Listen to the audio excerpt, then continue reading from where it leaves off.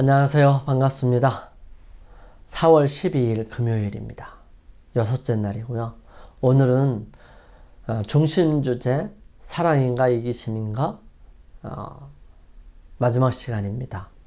함께 우리 한 주간 동안 배웠던 모습들을 다시 한번 살펴보고요. 하나님께서 우리에게 주시는 정말 필요한 인내의 결실들 함께 살펴보기를 원합니다. 우리 함께 기도드리고 시작하겠습니다. 사랑의 하나님, 이제 여섯째 날입니다.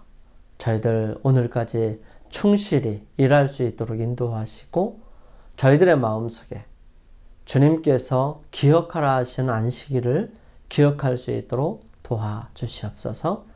우리들의 삶에 매 순간마다 이루어야 할 참고 견디며 주님의 성품을 닮아가는 저희들이 되게 하여 주시고 늘 언제나 주님께서 인도하심으로 그 모든 일들을 이루어갈 수 있도록 도와주시옵소서. 연약하고 부족한 사람들입니다. 하지만 주님께서 함께 하실 때 그 연약함이 강함으로 부족한 것이 충만함으로 바뀌게 될 것이고 그러한 주님과 함께 사는 이 세상이 행복하고 복된 삶이 될 것을 인하여 감사를 드립니다.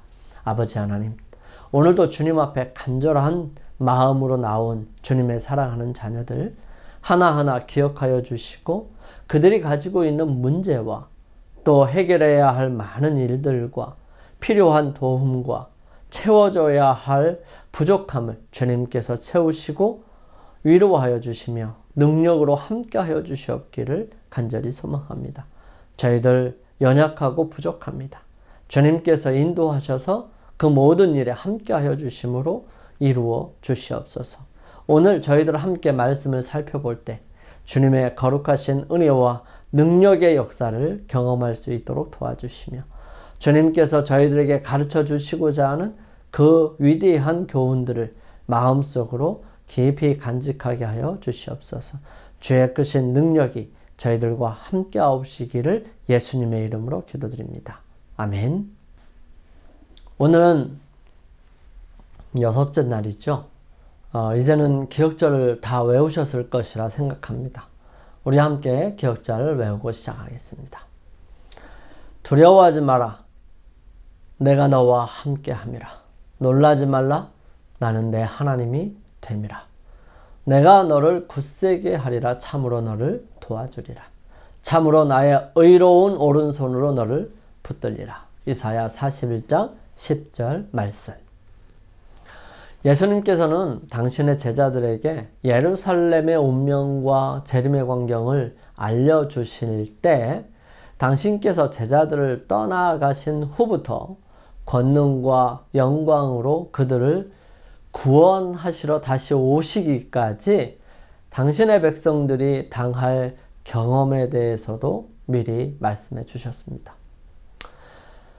주님께서는 감람산 위에서 사도시대의 교회에 밀려올 폭풍을 미리 보셨습니다. 그분께서는 또한 먼 미래를 내다보시면서 장차 올 암흑과 박해 시대에 하나님의 백성들에게 미칠 엄청난 고난을 보셨던 것입니다.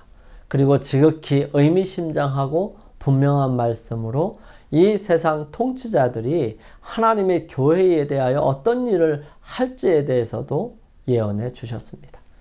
그리스도를 따르는 사람들은 주님께서 걸어가신 동일한 굴욕과 비난과 고난의 길을 가야만 합니다. 그리고 세상이 구주를 향하여 쏟아냈던 그 증오는 그분의 이름을 믿는 모든 사람에 대해서도 아마 나타나게 될 것입니다. 초대교회의 역사는 구주의 말씀이 성취되는 것을 입증했고요. 앞으로 우리가 살아갈 이 세상 또한 마찬가지일 것입니다. 세상과 음부의 권세는 전력을 다해서 그분을 따르는 사람들을 핍박하고 그리스도를 대적하고 있었고 또 지금도 대적하고 있고 앞으로도 더 심해질 것입니다. 이 교는 만일 복음이 승리를 얻게 된다면 그들의 신전과 제단은 아주 처참하게 무너지게 될 것이고 사람들이 찾지 않을 것이라는 것을 알았어요. 그러므로 이 이교는 그리스도교를 박멸하고자 전력을 다했던 것입니다. 그렇게 시작된 박해의 불길이 엄청나게 시작돼서 타올랐었죠. 그리스도인들은 재산을 뺏기고 집에서 내어 쫓기기도 했습니다. 그들은 고난의 싸움에 참고 희롱과 채찍질 뿐만 아니라 결박과 옥에 갇히는 시험도 받게 됩니다. 그리고 많은 사람들은 그들의 증거를 그들의 피로써 인을 쳐 주었습니다. 빈부와 귀천과 학식의 유무를 막론하고 한결같이 무자비하게 죽임을 당했던 것입니다. 바울이 순교한 당시에 네로 황제 때부터 시작된 박해는 그 정도에 있어서 다소 차이가 있었지만은 그 후 몇 세기 동안 계속되었습니다.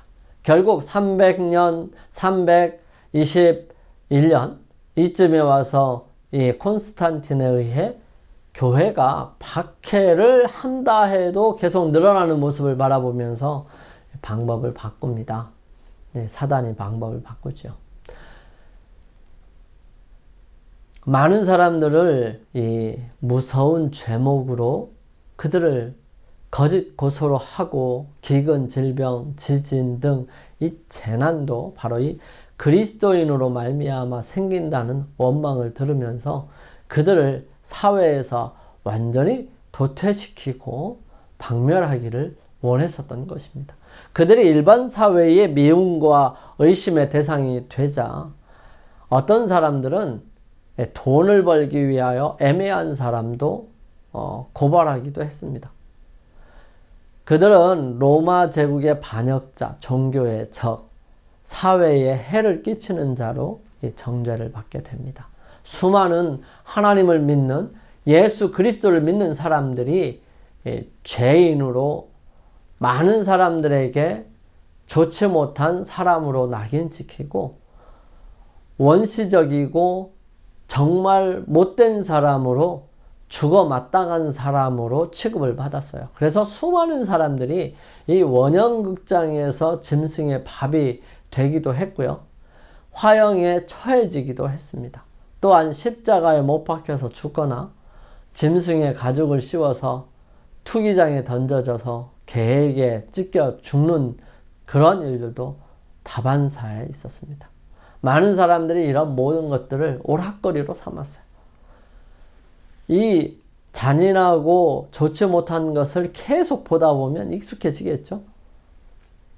그게 사람의 마음을 미치게 만들어서 오히려 즐거워하고 오락거리로 삼게 되는 것입니다. 그래서 이 원형극장에서 정말 수없이 많은 그리스도인들이 사자의 밥이 되거나 또 죽거나 화형당하거나 또 싸우다가 처참하게 죽는 모습을 보고 그들은 환호성을 질렀고 기뻐했고 손뼉치며 즐거워했다는 사실입니다. 그러한 상황 속에서 많은 사람들이 그렇게 죽어갈 수만은 없었어요. 정말 많은 사람들은 살아남기 위해 동굴을 파기 시작했고 그것이 카타콤입니다. 많은 죽은 그리스도인들을 이 카타콤은 지하묘지에 장사를 지냈어요.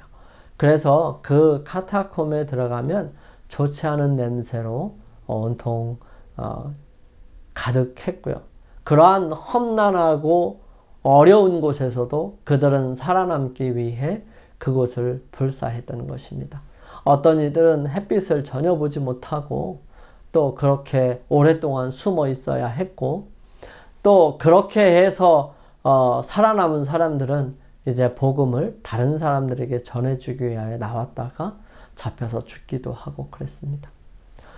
그래서 이 카타콤이라고 하는 곳을 가보면 정말 많은 사람들이 얼마나 어려운 삶을 살았는지를 보게 되는 것이지요. 로마 성 밖에 있는 이 언덕들 밑에 흙과 바위를 뚫고 만든 이 긴 굴들은 그들의 희망이나 고통이나 연민만큼 엄청나게 길었다는 사실이죠. 그것이 그물처럼 여기저기로 뚫려서 아무나 들어가면 길을 잃어버리고 그곳에 한번 들어간 그리스도인을 찾기란 쉽지 않았던 것입니다. 그리스도인들의 시체를 바로 여기다 묻었는데요. 또한 그들의 의심을 받고 그들에게서 법률의 보호가 제거되었을 때 그들은 이곳에서 살았던 것입니다. 아마도 예수님께서 오실 때 여기에서 정말 많은 사람들이 생명을 얻어서 나오지 않을까라는 생각이 들어집니다. 우리의 삶을 가만히 살펴보면, 그러고 보면 우리의 삶은 너무 편하고 너무 좋은 삶을 사는 것은 아닌가 생각해 봅니다. 이러한 때에 우리의 믿음을 더 온전하게 새롭게 해야 합니다. 이 카타콤에서 살던 사람들은 이 믿음과 인내와 희망이 가득한 말로 서로를 위로하고 궁핍과 괴로움을 견디었었던 것입니다. 온갖 세상적인 축복들을 잃어버리는 것도 그들로 하여금 그리스도를 믿는 신앙을 버리도록 만들 수 없었던 것입니다. 시련과 박해는 그들이 받을 안식과 상급을 향하여 더욱 가까이 나아가게 하는 발걸음에 지나지 않았던 것입니다. 히브리서 11장 35절은 이렇게 기록합니다. 더 좋은 부활을 얻고자 하여 악형을 받되 구차히 면하지 아니하였다라고 기록합니다. 또 이렇게 말합니다. 기뻐하고 즐거워하라. 하늘에서 너희의 상이 큼이라. 너희 전에 있었던 선지자들을 이같이 핍박하였느니라. 여러분, 우리의 삶은 어떤 삶을 가져야 할까요? 우리는 우리가 처해 있는 이 상황 속에서 하나님을 믿으며 붙잡으며 살아가야 합니다. 우리는 마귀가 들어올 수 있는 길목들을 다 막아야 돼요. 한 군데도 남겨두면 안 됩니다. 만약에 남겨뒀다면 그것을 극복하기 위하여 여러분 함께 기도하시고 함께 주님께 간구하시면서 능력을 구하시게 되기를 바랍니다. 하나님께서 여러분과 저의 마음속에 늘 함께하여 주셔서 그런 일들을 이루어 가실 거라고 확신합니다. 이 그리스도인들은 정말 패배한 것 같아요. 많은 사람들에 의해서 죽임을 당하고 감옥에 갇히게 되고 또 여러 사람들 앞에서 공개적으로 처형당하는 모습들을 바라보면서 그리스도인들은 아마도 실패했던 것 같이 보일지 모르겠습니다. 하지만 폭력으로 그리스도 교회를 멸하려던 사단의 노력은 허지로 돌아가 버립니다. 예수님의 제자들이 생명을 바친 그 대쟁투는 그 충실한 기수들이 자기들의 담당 구역에서 싸우다 쓰러졌을 때 끝나지 않았어요. 그들은 패배로 정복했습니다. 하나님의 일꾼들은 죽임을 당했지만 그분의 사업은 꾸준히 발전되었어요. 이해할 수가 없었습니다. 사단은 이것을 어떻게 극복할 수가 없었어요. 복음은 끊임없이 전파되었고요. 믿는 자의 수요는 더욱더 증가되는 현상들을 보게 되는 것입니다. 복음은 로마가 정복하고 있는 그 나라들보다 훨씬 더 많은 나라로 퍼져나가게 됐고요. 로마가 침투에 들어가지 못한 곳까지도 이미 복음은 들어가서 자리를 잡게 됩니다. 계속해서 박해하기를 주장하는 이방 통치자들에게 어떤 그리스도인들은 다음과 같이 간언하기도 하죠. 당신들은 우리를 죽이고 고문하고 정죄할 수 있을 것이다. 그러나 공의롭지 못한 당신의 조사는 우리가 무죄하다는 증거이다. 당신들의 잔인성이 당신들을 이롭게 하지도 못할 것이다.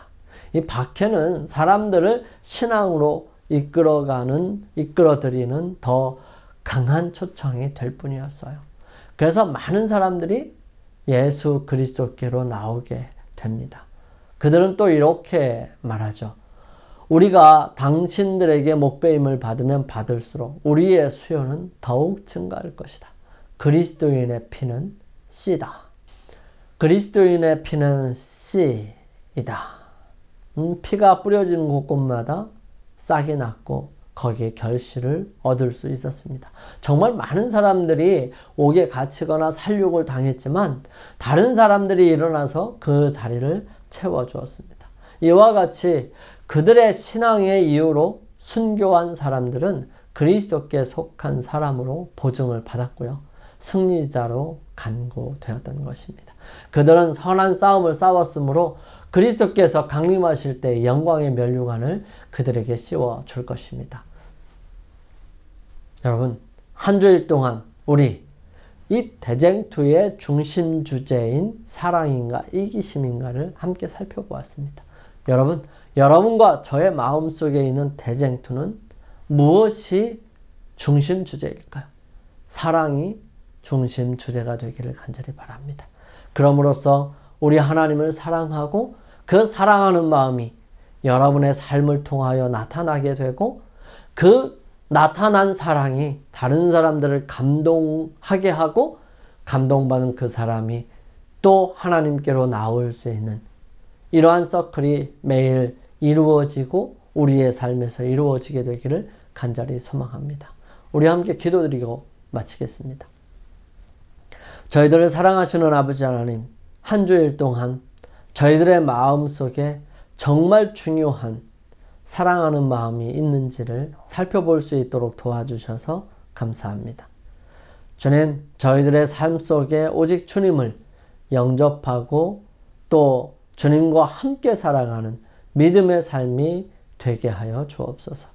그러므로 주님께서 저희들의 삶을 통해서 이루시는 그 놀라운 일들을 통해 다른 사람들에게 주님을 증거하는 그러한 믿음의 사람들이 되게 하여 주시옵소서. 저희들을 사랑하시며 언제나 함께 하시는 우리 주님 예수 그리스도의 이름으로 감사하며 기도드립니다. 아멘. 이제 오늘 하루를 주님 안에서 승리하시기 위하여 주님께 개인적으로 나가는 시간을 갖게 되기를 바랍니다. 저는 다음 기회에 찾아뵙겠습니다. 감사합니다. 한 주일 동안 수고 많으셨습니다.